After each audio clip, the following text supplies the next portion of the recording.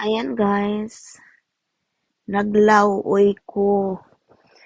Unya, akong gibutangan og kanang nay spinach nga pinupo nako sa akong tinanom. Nga kani nga spinach gikan po ni sa akong friend. Ako lang siyang gipadako diri sa balay. Unya, dahil nidaghan na siya, nauna-unaan nako nga sabaw ko. Kay sayang po no nga ang spinach masira ra siya. So,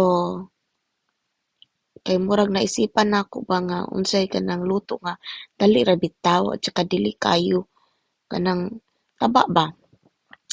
Kaya yan, naisipan kong maglawoy og spinach. Akong gilat-an ang akong chicken breast. Unya, gibutangan nako og kanang kay naamang ko dito nga pinalit nga ready-made na bitaw nga frozen nga kanang murag bula-bula nga gagmay ba. Nga naapod siya kanang mura siya kanang ambot unsa ba na siya, harina ba na siya nga gibilog-bilog pod. Nya mo na nga murag kanang yan. Mo na akong gisagol sa akong sabaw. Gibutangan akong luya, sibuyas. O kaya ang tsaka nor cubes. Kaya akong sabaw lami gyud na siya. May lasa.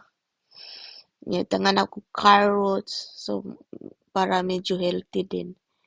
So ayan, napog ko'y egg nga boiled. Kaya medyo ang akong kanang pagkaon